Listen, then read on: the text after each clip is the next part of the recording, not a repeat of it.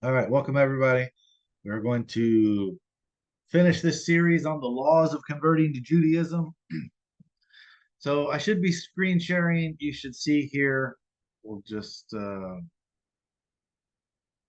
to the search bar here, and it's already here. Yoreh Deah 268. See if I can move this out of the way. So the first thing that comes up right here is on Safaria, where we can read that for free. Opens up a new tab. You guys see the new tab here, where it's got all the numbers. Do you guys see that? Yes. Okay, good. Yep. Then the screen sharing is working. So the Shulchan Aruch author is Yosef Karo. Okay, it is the most widely accepted, which means popular, code of Jewish law ever written. Now, I do not take this to mean that it is superior to the Mishnah Torah. However, I do agree it is the most widely accepted. I noticed that it says Code of Jewish Law. I was at a Chabad one time and I asked him, the rabbi, I said, so where do you go to determine what's the oral law? Where do you go to find Torah Shibal Peh? And he said the Shulchan Aruch. So I said, okay, is there any minhagim, customs and traditions in the Shulchan Aruch, or is it all halacha, law? He said, no, no, no. If it's in the Shulchan Aruch, that's the halacha, that's the law. Okay, even though there was no Sanhedrin in the 1500s to implement any of these laws, he's like, yeah, we don't need a Sanhedrin to implement laws. Of course, I disagree with that, but this is the explanation that he gave. He says that if the people accepted it, then that becomes halacha. So I said, hey, but there's things in the Shulchan Aruch that I know you did not get all the people to accept. And then so he said, well, the people might not have accepted it, but the rabbis did. And since the people didn't kick the rabbis out, that means they accepted it. So that's the halakha. So anything in there is halakha. Of course, I disagree with that. That would mean we can all just get on Zoom on Friday afternoon. We could say, we're going to tell our community to do this. And then we'll get back on Zoom on Sunday. If they didn't kick us out on Shabbat, then that's the halakha. That's not how it works, but this is what the most people believe. So they believe that, I guess, if some number of people accept it, then it becomes popular. Then that elevates the minhag to the level of halacha. But anyway, the point is, this is what I think all Chabad believes, and it's the most widely accepted code of law. So, according to what this says, and according to what that rabbi at that Chabad says, it's not minhag, it's law. Okay, so we're going to go to Yoreh Deah 268 because there we are going to find law on conversion. So if they believe this is law, then you can't really dismiss it. Oh, we don't go by that.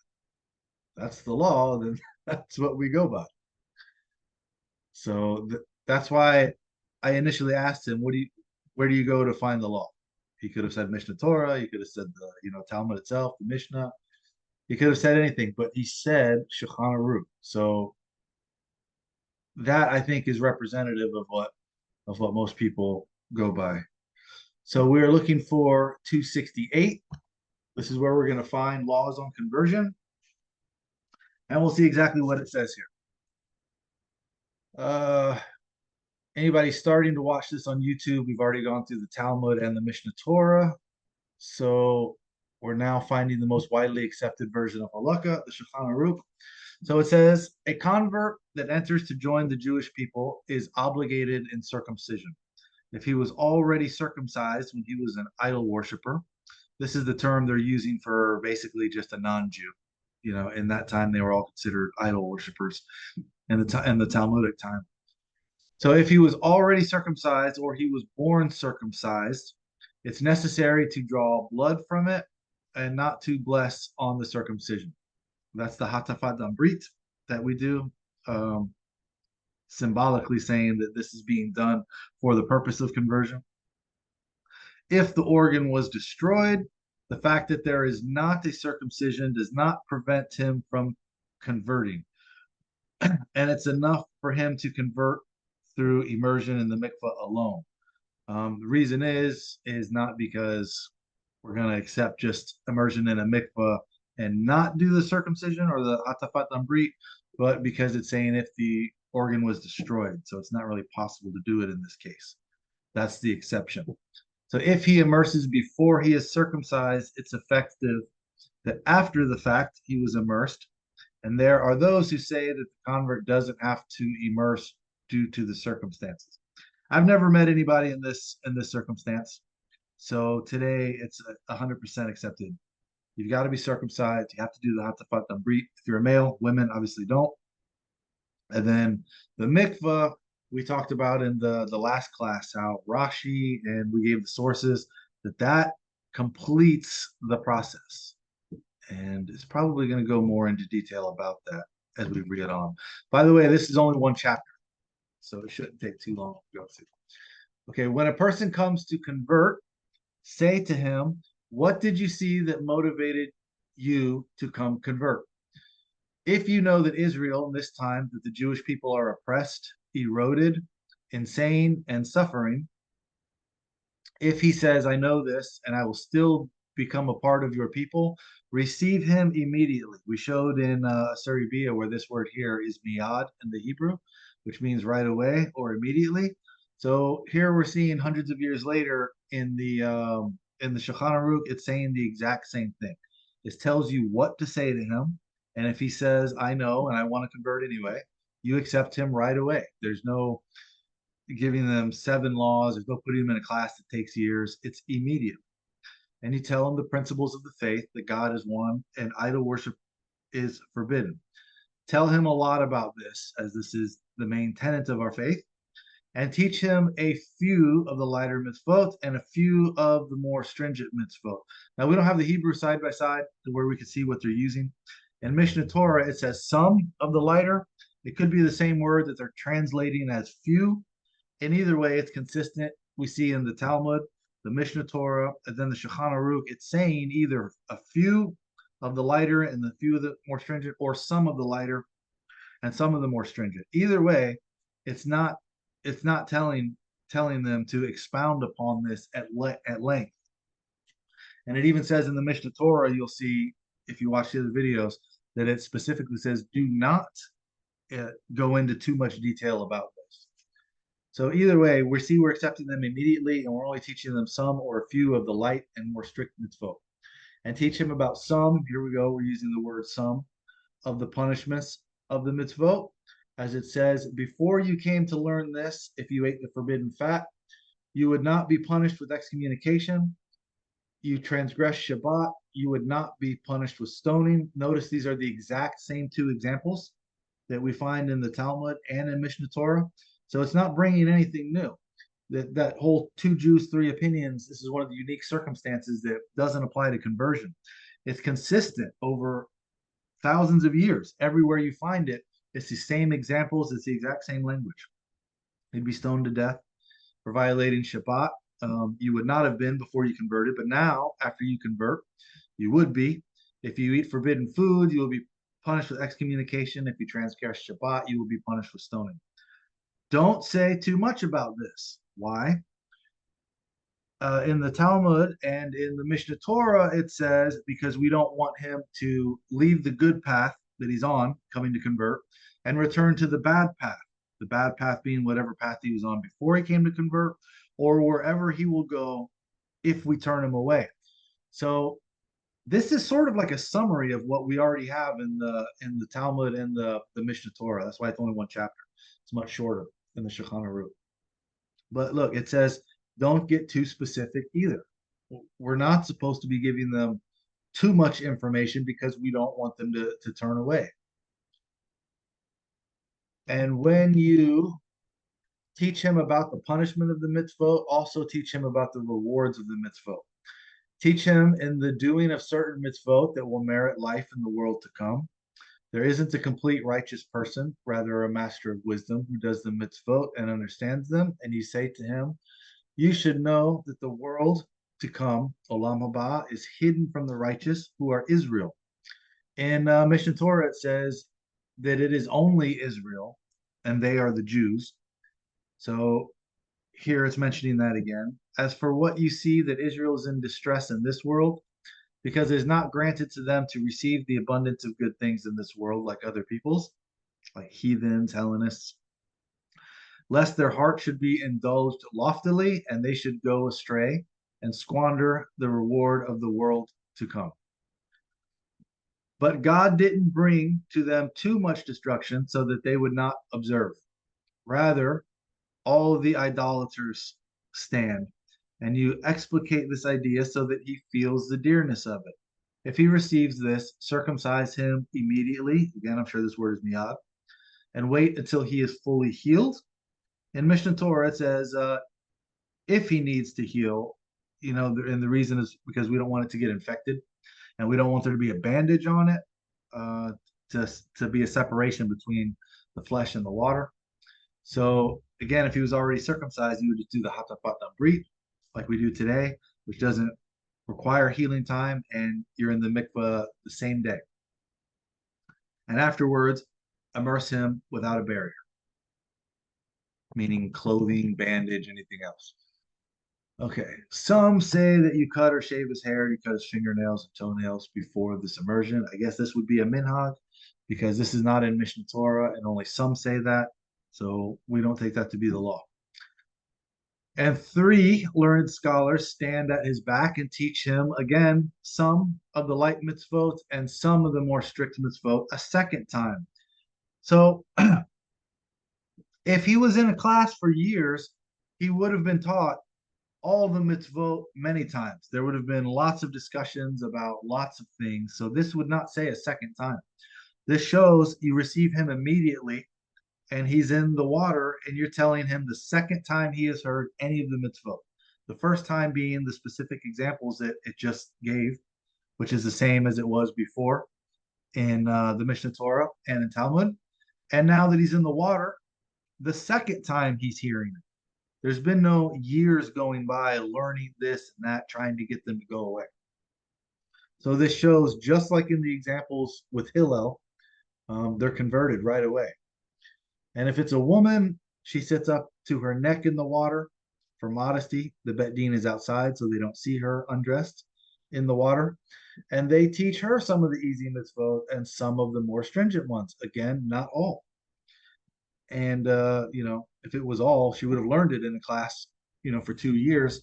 So again, she's being received immediately, like the law says. And she sits in the water, and afterwards, after they teach her some of these, she immerses before them, meaning she's already in the water up to her neck, so just her head and hair goes under. They see that she's completely submerged, and then they turn their faces and leave, so they do not see her when she's getting out of the water. And they bless the immersion after she comes out of the water. Once she has immersed, it is as if he is a Jew. I guess it's using he, even though it was just speaking about a woman because it said the male first before it described the woman. It is as if he is a Jew, but if he goes astray, he is like an apostate Jew. An apostate Jew is not a non-Jew. He is still sanctified, and his marriage is sanctified. The language in Mishnah Torah is that his kiddushin is valid. That's the betrothal process when he's engaged to a woman. And I debated a Chabad rabbi, and we went through the Mishnah Torah, which was his first time reading it, and he found that language where it says it calls him an idol worshiper in Mishnah Torah. If he converts for ulterior motives, you're supposed to check, but if he converts for ulterior motives like financial gain, marriage, and he returns to becoming an idol worshiper immediately after converting, this is a Jew. He's like an apostate Jew, which is not an apostate Jew. His kiddushin is valid. He's allowed to marry. So I asked him, how can you nullify a conversion? It says no matter what his motives were, even if you know the motives were ulterior motives. He was converted in the mikvah. He's a Jew, and he's allowed to marry into the Jewish people. And his response was, this is only talking about one specific situation. So you're saying that you can nullify a conversion? He's not a Jew, but he's allowed to marry a Jewish woman. So you're saying there's an example where we allow idol worshippers to marry Jewish women. So he converted, and you say he's not a Jew, you won't count him in a minion because you don't like his motives, but you'll marry him to one of the women in your congregation? It makes no sense. There's no way you can marry a non-Jew to a Jewish woman. You can't write the ketubah for that.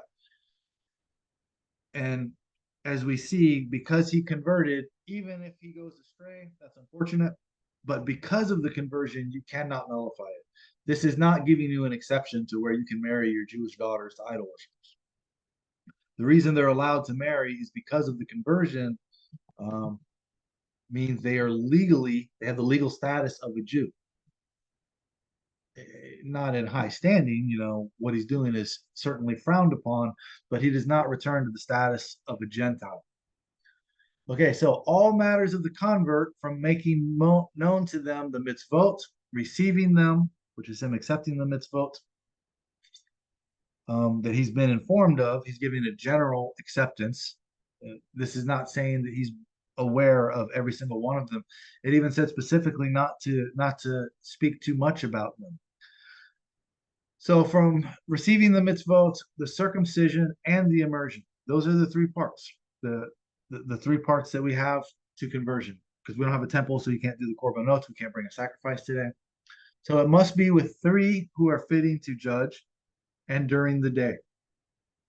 But after the fact, b'diavad, if he was only circumcised or immersed at night or in front of the convert's relatives, which is invalid, they're not supposed to be on the bet din if they're related, or even if one did not dunk with the intention of conversion, rather a man who dunked with a seminal emission. Okay, let's break this down because it's going into a lot of things. Okay, remember Mishnah Torah has commentary to it, and it says he should be immersed during the day, but if he was immersed at night, which would invalidate it, because the proper way to do it is during the day. But if he was immersed at night, it says this is still a convert. So the right way to do it is during the day. That's ideal. But if it was done at night, that's less than ideal, but it specifically says this is still a convert. Doing it at night does not nullify the fact that it happened, just because it should have been done during the day. And in the commentary there, it offers the explanation why would it be done at night. This was because it was done at the court, the Sanhedrin, and they didn't convene at night. They would do it during the day. So it's saying that's why it should be done during the day. But sometimes the sessions run longer. The court is not adjourned.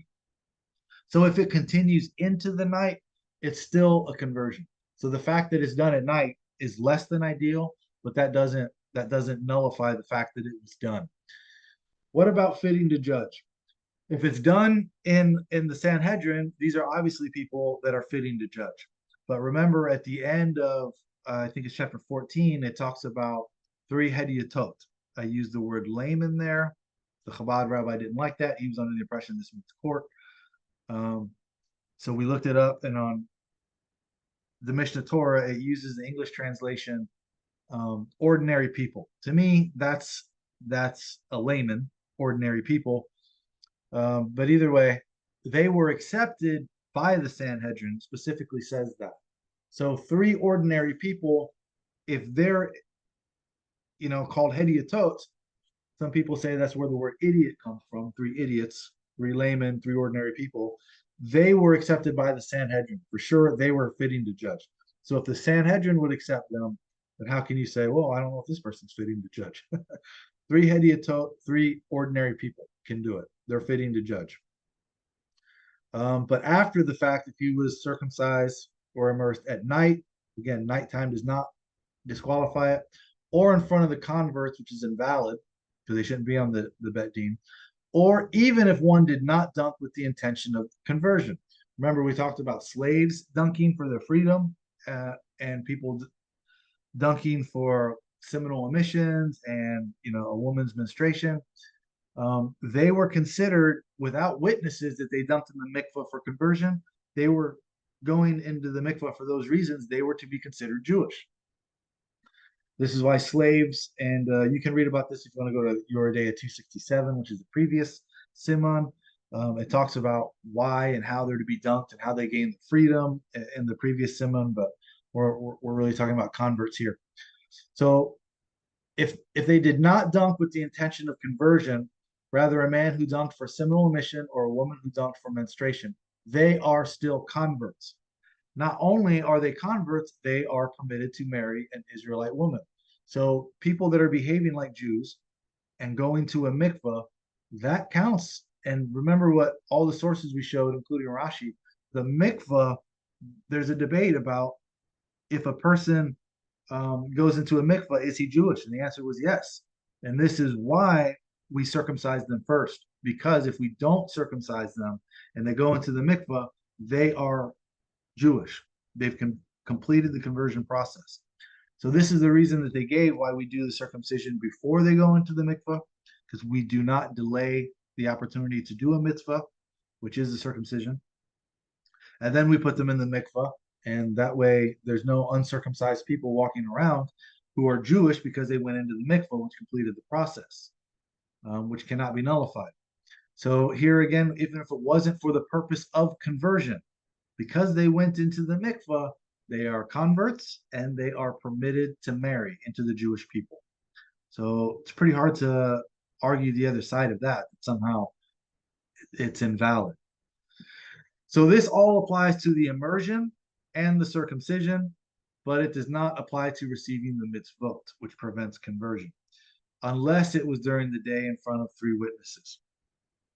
However, the Rif and the Rambam say that even after the fact, one who immersed or was circumcised before 2 witnesses or at night prevents the conversion, and marrying an Israelite woman is forbidden. Okay, so Rambam and Mishnah Torah wants 3 witnesses. They don't want to be able to say after the fact that 2 is okay. They're holding firm to it requires 3 people on a bet din. According to the shulchan aruch, after the fact, if it was done with a family member that you need to disqualify on the bet din, that still leaves you with 2. So according to the shulchan aruch, after the fact, they wouldn't nullify a conversion if you only had 2 witnesses. So Rambam is more strict than the Mishnah Torah. The shulchan aruch is a little bit more lenient. But either way, I mean, it should be done. They're saying it should be done with 3 people on the bet din. If he's married to an Israelite woman and she has borne him a son, we do not invalidate him. Why? Because you can't invalidate, no matter what's happening with the father. If she's an Israelite woman, this means she's Jewish. If she had a son from him, that child is Jewish because the mother is Jewish. So you can't invalidate the child of a Jewish woman if you were to invalidate the man. Any questions on this? Is a little confusing paragraph here. Any questions on that before we move on? Okay, I take that to mean I explained it well. Okay, since the ritual of immersion of a convert needs a bet din of 3, do not immerse him on Shabbat and not on Yom Tov and not during the night. But if he immerses during these times, indeed, this is a proper convert. Now, this is not saying, okay, go out and start converting people on Shabbat. This is like an exception. Like at the present time, Israel is at war with Hamas. I've heard that there are, different things that would otherwise be a violation on Shabbat. You can do like Pekuach Nefesh to save a life. And I've heard that, this is one of the things that people, non-Jews who love Israel, are going over there. They say they want to fight. If I'm going to die, I want to die a Jew. And they're being converted. So this would be like one of the exceptions. Okay, if you're going to convert somebody like this on Shabbat because of the time of war. However, I think that is an indication that we should be converting people right away, like the law says. That shouldn't really be the exception. The exception that it's mentioning is that court doesn't convene on Shabbat, so that's not when we do conversions. But if for whatever reason, if he immersed during these times, like if they're doing a conversion in the time of war, making an exception, this is a proper convert. So if it was done in a way that's less than ideal, that does not invalidate it. Because it happened, he immersed in the mikvah, this is a convert. So you cannot invalidate it. even for those reasons. Okay, one who circumcises a convert blesses. Blessed are you, eternal God, ruler of the universe, who sanctifies us with your mitzvot and commands us to circumcise converts.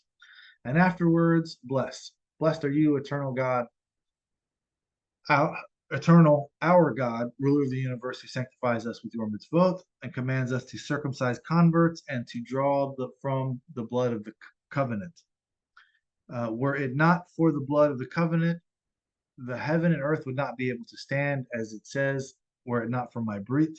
Day and night, I would not have placed laws of heaven and earth. And that's quoting Jeremiah. Okay, if a non-Jewish woman comes to convert and she is pregnant, her child does not need to be immersed after the child is born. This is because when she converted while she was pregnant, now she's Jewish. When the child is born to a Jewish mother. So halakhically, you don't have to convert that child because the child was born Jewish. Okay, a minor who is an idol worshiper. If he had, again, idol worshiper, just non-Jew in those times. If he has a living father, the father can convert him, meaning present him to a bet din to witness the conversion. If he does not have a father and he comes to convert, or if his mother brings him to convert, a bet din can convert him. Why? Here it says because it's a merit to him. The language in the Mishnah Torah is the explanation is that because we're converting a child, a ger katan, without his consent. You know, if it's a baby, this is a consent that a baby cannot give, because we don't need permission to do something nice for somebody else. I don't need permission, to open the door for somebody that's walking into the store behind me. You can just do it because it's something nice to do for people. So this is how we're able to convert children, because we view conversion as a good thing that we're doing for somebody. We do not view it as a burden. We do not view it as something that we're supposed to tell people, you don't want to do this, this is horrible. You should do something else. Go away, find some other religion. So they're re-articulating that, saying because it's a merit to him. But I think the explanation of Mishnah Torah makes more sense. But they're saying the same thing. It's for his merit. And as we learned in Tractate Gerim, we're doing this to increase your reward. So I think that's tied to what it's saying, that it's his merit. And we can give merit to the child outside of his presence. His presence, not meaning he's not physically present at the location. His presence meaning without his consent, because he is a minor and has no legal capacity. That's how we know that's what it's talking about. Whether he is a minor who was converted on behalf of his father, or whether he was converted by a bet din in the absence of a father, when he is older, he can protest his conversion. So this would be at the time of the bar and bat mitzvah. This is the only time that a person can reject the conversion. Once you've converted, that's it. You're in. There's no getting out. This is the only exception. And the only reason this exception is here is because the conversion was done without the child's consent. So we give them the opportunity to reject the conversion at their bar mitzvah.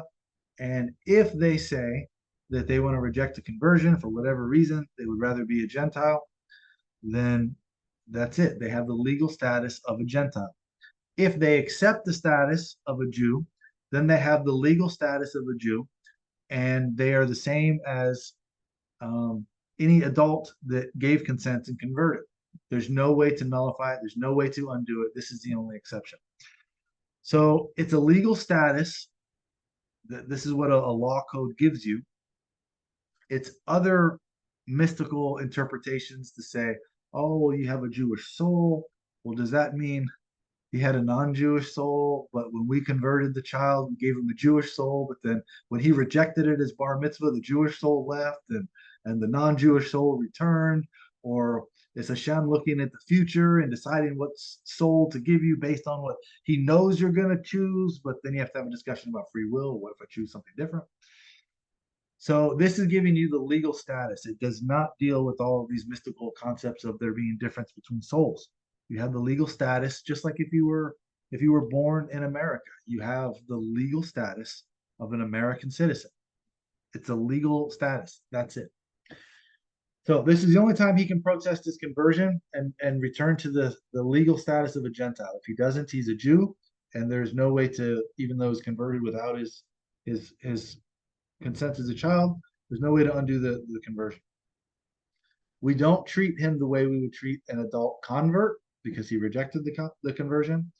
He's not like an apostate Jew, meaning a Jew who is sinning, who's not keeping halacha, which is unfortunate, but an apostate Jew is still a Jew. Rather, we treat him like an idol worshiper, which would be a non Jew because he rejected the conversion. So he is like a non Jew in every aspect because he rejected it. Whereas someone who converts for ulterior motives, they are a Jew. Then, when they leave the religion and start worshiping idols, they are an apostate Jew because they converted. They are a Jew. So it's different. Make sense to everybody? Okay, I'll take that silence to mean yes. Okay, and what is this talking about? A converted minor may not act in accordance with the practices of Israel until they become an adult. But as soon as one becomes an adult and acts in accordance with the practices of Israel, he can no longer protest his conversion. So when it says you cannot act in accordance with the practices of Israel, this does not mean you cannot follow mitzvot and do what you're supposed to do. The child was converted.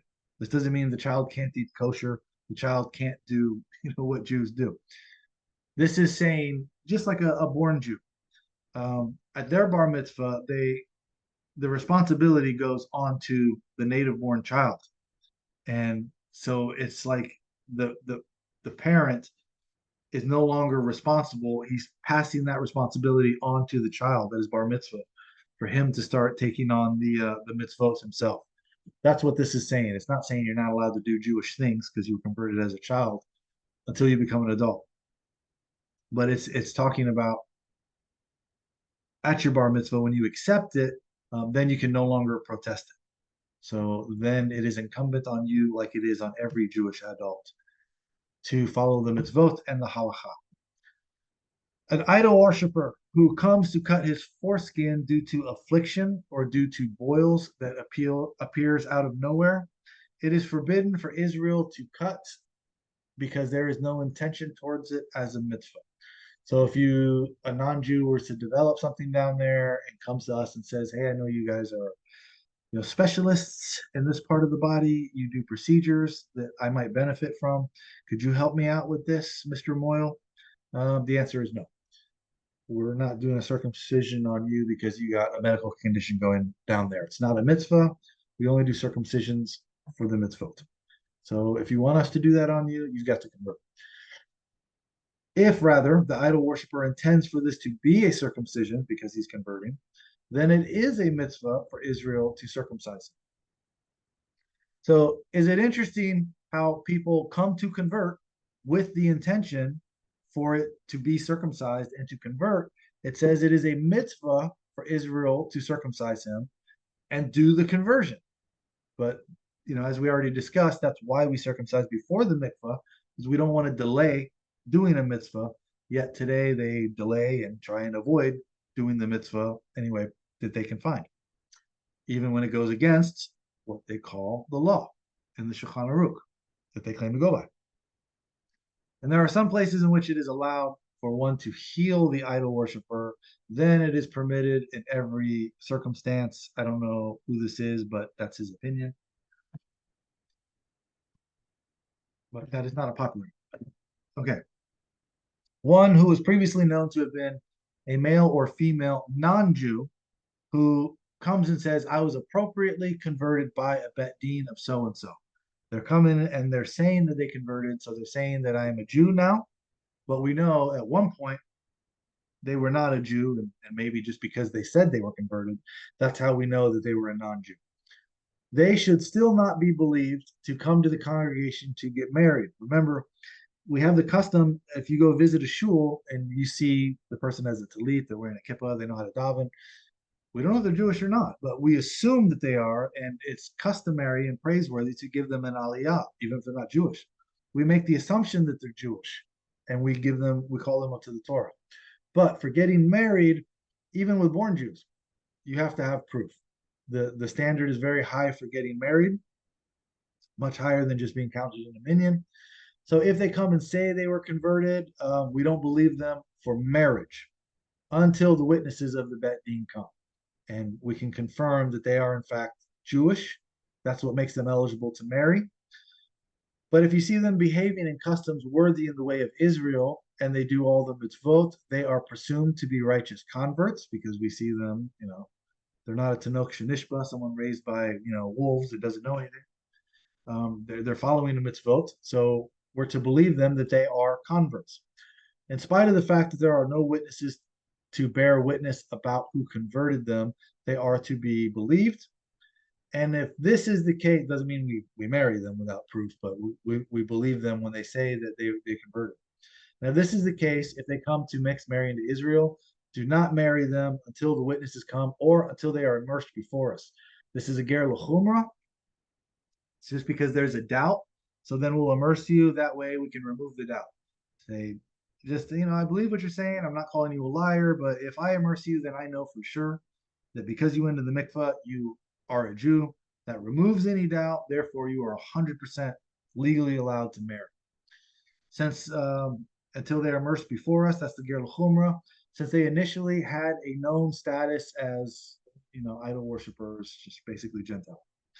However, ones whose status was never known, if a stranger walks in, you don't know, were they always Jewish? Were they a Gentile at some point? We've never known. This is just a person walking in who comes and says that she's a Gentile or an idol worshiper and was converted by a Bet Din. Believe her. Why? This is the concept of amigo. This is a legal term. It goes more in depth in Mishnah Torah about it. Mishnah Torah says the mouth that raised the doubt removed the doubt. So if you come in, we assume you're Jewish. It's talking about in the land, when everybody could assume to be Jewish. The only reason there's a doubt is because she said she converted. So that's the mouth that raised the doubt. But she said she converted, so that's the mouth that removed the doubt. So she's to be believed. And what else did it say then? Oh, it gave the example that if she wanted to lie, she would have told a more believable lie. She would have just said, my mother's Jewish. And then everyone would believe her. Because again, they were in the land where everybody could be assumed to be Jewish. So if she was going to lie, she wouldn't lie and say, I converted, or now you want to see witnesses. She would just say that, my mother was Jewish. And that's an easier, more believable lie. So that's the concept of amigo. And that's the way Mishnah Torah explains it. This gives the same explanation, but I don't think it's as good of an explanation. Instead of saying the mouth that raised the doubt, removed the doubt, it says the mouth that forbids and admits I'm an idol worshiper when she didn't have to admit that is the mouth that permits and says I was converted by a Bet Din. She didn't have to admit that. She could have just told the lie that she was Jewish. So she's showing honesty by admitting at some point I was a Gentile. So we're to believe her that she's honest by saying that she was converted. That's why it's saying believe her. Again, not for marriage, but to be counted as Jewish. And Rambam writes that this ruling applied in former days. And then, even then, only in the land. But in the diaspora, outside the land, one needs to bring evidence before he can marry an Israelite. And that is the case today. The sages enhanced the strictures when it came to lineage in Jewish communities outside of Israel. All true, all repeating what Mishnah Torah says. I just think Mishnah Torah gives a better explanation of it. But it's not deviating in any way from what we find there. Okay, a man who is presumed to be Jewish says, I converted myself alone. If he converted himself alone, that means he dunked in a mikvah. There's no witnesses. That's not the proper procedure. Rambam wants 3 witnesses. Shulchan Aruch says 3 is how it should be done. But after the fact, you can nullify one of the witnesses or disqualify them. But you still have to have 2 witnesses. If you say you converted yourself alone, that's not a conversion that was done correctly. If he has children, his testimony is not believed about his children to annul their Jewish status. But you do believe the father to confirm his own status as a forbidden portion. Because he said he's not correctly converted, we can disqualify his status, meaning he's not allowed to marry, but we don't disqualify his children. And it goes into an explanation why is that, and the Mishnah Torah gives two examples. One is because it gave the example of him having a child with a Jewish woman, so he can't nullify their status. And then the other example that it gives is that there's a different standard for testifying against yourself versus testifying against someone else. So this would be, I think, a non-Jew giving as one witness, not two, testifying about somebody else, and you'd have to change the status of the child. And it goes into a more in-depth legal explanation in Mishnah Torah. Where here, this is all it does. It's like a little summary. So again, this is one of the reasons why I think Mishnah Torah is superior to Shulchan Aruch. This is just what's it called? The Cliff's Notes of it. By dint of his own admission, he becomes forbidden by marrying an Israelite woman until he is immersed before a bet din, and then we'll know, that he's Jewish because he immerses, and then he would be legally eligible again to marry. Okay, when a potential convert comes to convert, check after him. Perhaps it's because of money he took, or because of power she will gain, or because of fear that the potential convert is coming to enter the religion. And if he is a man, okay, what this is referencing, it says, remember the time of King David, they were conquering lands. People were afraid, so they thought that's not the right reason to convert. So that's why the Bet Din stopped doing conversions in the time of King David. In the time of King Solomon, it was the economic, the best place in the world to be. So they thought people were coming to convert for economic reasons.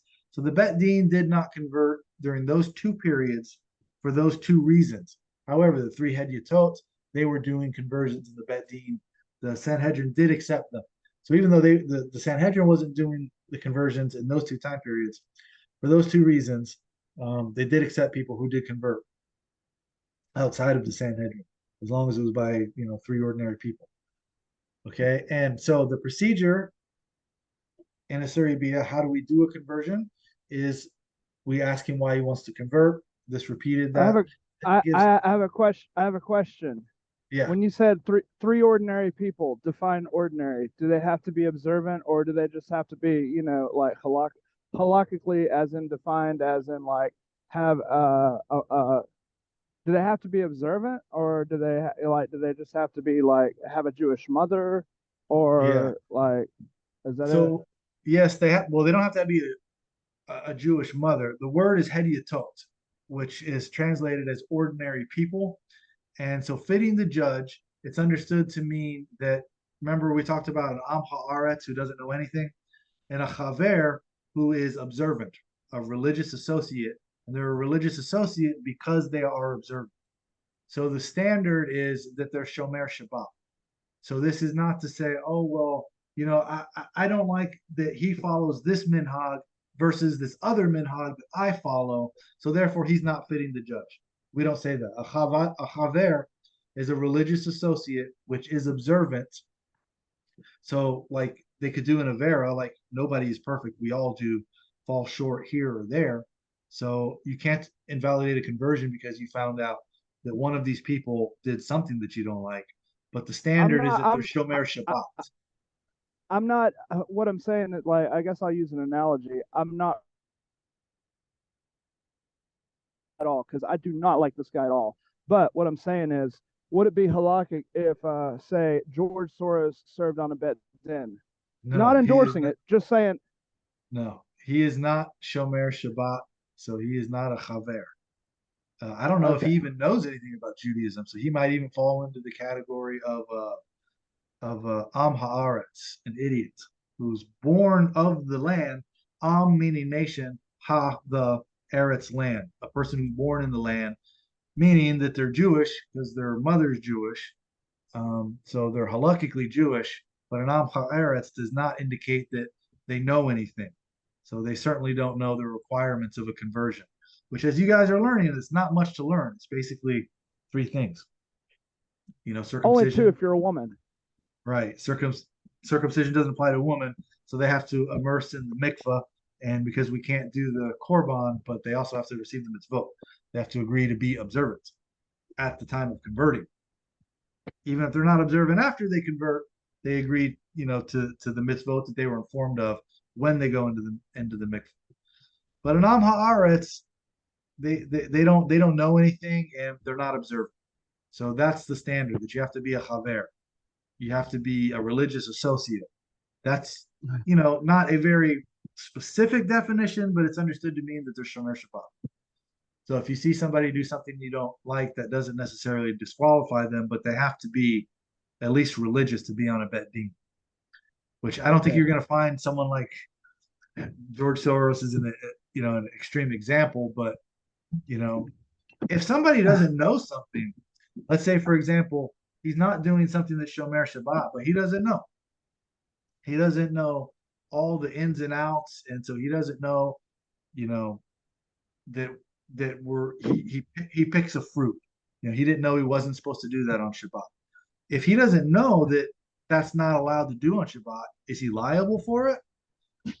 Obviously, ideally, you would want somebody that knows how to be shomer Shabbat, but I don't know if he would be liable for something he didn't know. Remember, there's opinions that you're not allowed to carry on Shabbat, right? There's an opinion, I don't remember who it was that said this, but it says you will go to Gehenna if you have shoes on and there's sand in your shoes that you don't know is there because you're carrying sand inadvertently. And for that, you're violating Shabbat and you'll be punished. Obviously, I disagree with that opinion. So if that was the case, you would be able to disqualify anybody who's ever been on that deal because everybody's had sand in their shoe. So we don't have that kind of a standard. So just be a chaver, be shomer Shabbat like everyone's supposed to be. That's a head of your toe. I mean, today. Well, the reason I said that is that there's a nuance when you say ordinary people. The nuance around ordinary is, I associate the word secular with ordinary. Yeah, but they have to be an am haaretz to qualify. They have to be fitting to judge. So today, almost all conversions are done by rabbis. Rabbis for sure, they know what it means to be shomer Shabbat. Now, a rabbi that's violating Shabbat, like a reform rabbi, they're not shomer Shabbat. So you could not recognize that bet din. You could disqualify the bet din because of that. But a person who's not a rabbi, they're observant. That's a head of your toe. They could be on a bet din. And they were, and that's the 3 head of your toe that was done that the Sanhedrin accepted. So that's pretty much the standard. Unfortunately, we don't have a whole chapter dedicated to what does it take to be on a bet din. We don't have a lot of information about conversions. This is what we have. So we're trying to do a lot with a little. But that being said, I think it's pretty good. Halakhically saying, there is no halakha that requires your beis din to have a beis din, right? So, right.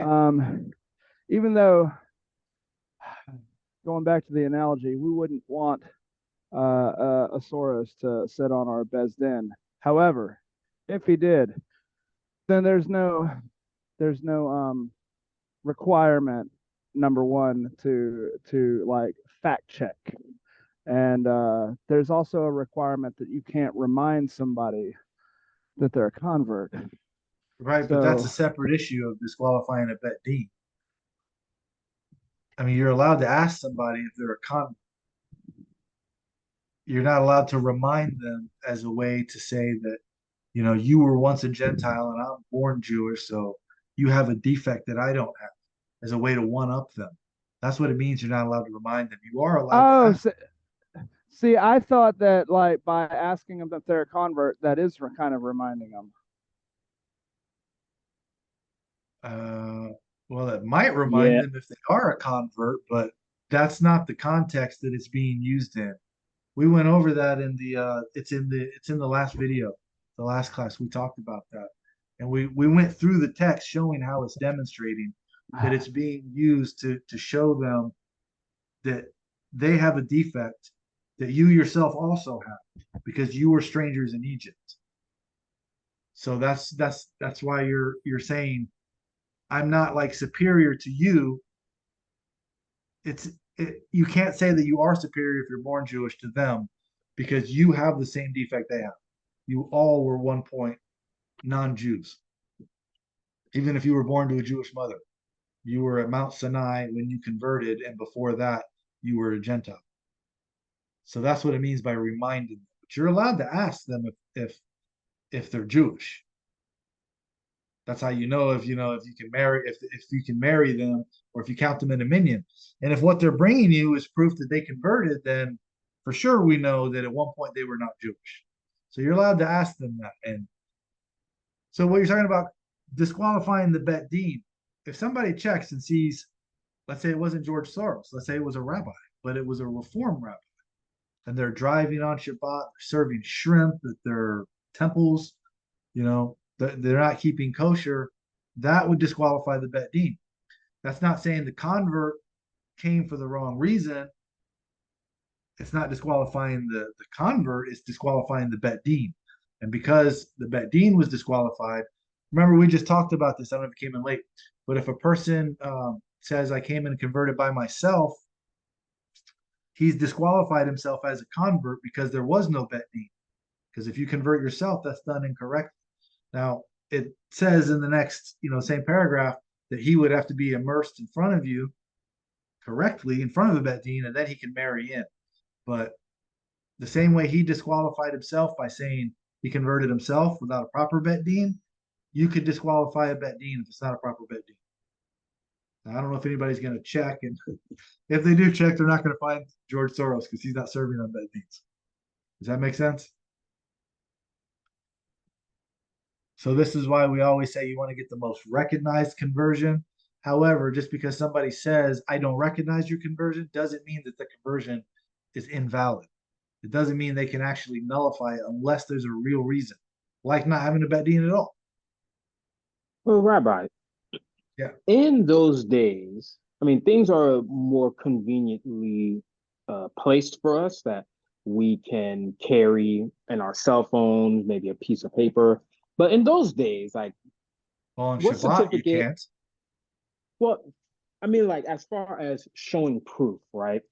If I went down to a different community and let's just say, I don't know, I go from Israel and I'm in Ethiopia, right? And I'm amongst them, and someone asks me, and I say, yeah, how could I show proof being so far away in days where you have to walk or ride a donkey or a horse or a camel? And what was there, like, parchment paper that the Beis Din just kind of, oh, well, here's your certificate, or is it just they just Yeah. took your word for it? Yeah. Remember, you had to get a bill of divorce. This is an actual piece of paper that had to be delivered. So it was the Ah, same okay. So process. Yeah. so the average Jewish convert at that time would have had something like that. Yes. Okay, okay. That's what I I mean, was trying to if understand. it's in the same town, it says bring the witnesses. You might have to bring them to actually testify. But in the case that you're giving, yeah, if you're traveling from a long way, remember if you traveled to a long way and then you walked in, you were assumed to be Jewish then because you were in the Mm-hmm. land. Everybody was Jewish. But Yeah. so we'll count you and we'll believe you when you said you converted. But if you want to marry, then you have to bring proof. You have to bring witnesses, or in the examples that we just read, when there's a doubt, um, they would be immersed again. That removes the doubt because you were Okay. immersed the same day. So now you're legally Jewish. We know it because we watched you immerse, and that's all it was in the mikveh. And you're Okay. legally Jewish. Well, that's a simpler process, especially for them. It's like, all right, well, hey, let's just dunk you, and then now we know. And that's what it says in the law. So As why have compared we to changed today, it? you're going through a couple of years. Right. It's only been this way very recently. For thousands of years, it was not being done like it is today. So to me, that's the problem. But let's get through this chapter because it's only one, and then we can talk about all these different things. Okay, so I forgot where I was. So we started. When a potential convert comes, check after him, perhaps because of money he took or power she will gain because of fear coming to enter the religion. If he's a man, check after perhaps he placed his eyes on a Jewish woman. And if she's a woman, perhaps she placed her eyes on the single men. Mishnah Torah says young men, boys. And this is one of the examples where it says would be an ulterior motive. But after the fact, if they converted, they would still be Jewish and their kiddushin is valid. But this is what you check for to find out if they have an ulterior motive. This is considered an ulterior motive. If you do not find them in such cause, then you inform them of the yoke of the Torah and the difficulty of fulfilling it on the nations of the world in order that the potential converts leave. This is not saying we want them to leave. Remember, we just talked about a ger katan. We can convert a child because it's doing something good for them. We don't sit around and say, boy, I hope when his bar mitzvah comes, he leaves. We hope he rejects this and, doesn't want to be Jewish so we can get rid of him. We convert them because we want them to be Jewish. The example we just talked about, if the person's coming to marry and he's disqualified because of a bet deed, we don't just say, dodged a bullet, let's make him leave. Okay, we convert him. We put him in the mikveh. Remember, a ger toshav, we're not allowed to have today, but when we did, if they would steal anything smaller than a Roman coin, 1 grape, they were put to death. That's a good way to get somebody to leave, is to execute them. But before we executed them, we offered them to convert. So even if they converted for no reason other than to save their life, we weren't getting them to leave. They've already been sentenced to death. We were converting them to keep them here, keep them alive. Now, once they convert, if they don't keep Shabbat, we would execute them for that because there's a death penalty for that. But this shows it's not our goal to get them to leave. We're just telling them the other nations have difficulty keeping Shabbat, and that's why we're telling them so they can leave if they want. Because once you convert, that's it. There's no getting out. If they accept and do not leave, and you see they're returning out of love, accept them. If you did not check after him, or if you did not inform him of the rewards of the commandments and their punishments, and he was circumcised and immersed before 3 ordinary people, this is a convert. Okay, the fact that it's saying, if you do not check after him, or you did not inform him of the rewards of the commandments and their punishments, that means people were not informing them of them. Why else would it be here? I mean, you could say, oh, this is hypothetical if there was one example, which never happens. But if there was one example where this person was not informed and they didn't know about some of the mitzvot that they're supposed to be informed about, okay. If he was circumcised and immersed before 3 ordinary people, not the Sanhedrin, 3 ordinary people, this is a convert. Even if he was not informed. I think the reason why it's bringing it up, saying if he didn't inform him of some of this, is because it specifically tells we only inform him of some of them. So if you find him doing something that he didn't know about because he wasn't informed, you can't just say, oh, that's not a proper conversion. It was still followed if you told him some of them and followed the procedures that we just went over. That is a convert. Even if you are informed that it is because of something like those discussed above, meaning converting for power or for marriage,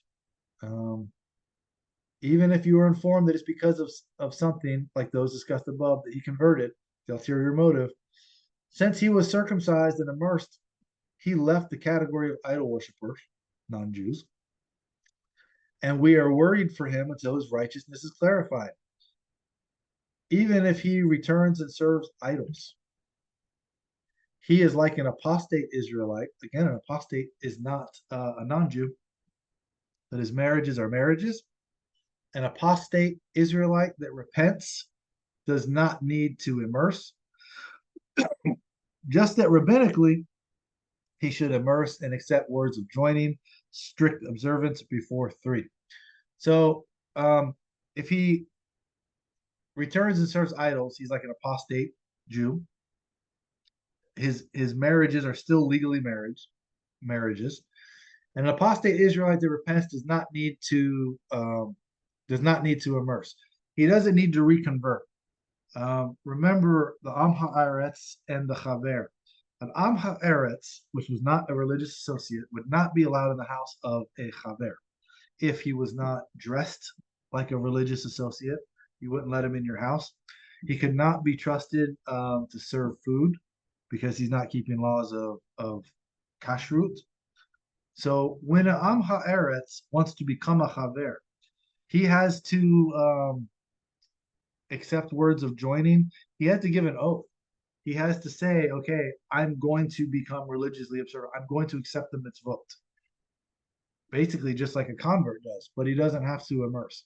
So someone who has already converted that becomes an idol worshiper again, they're basically now an Am Ha'aretz. It doesn't know any better.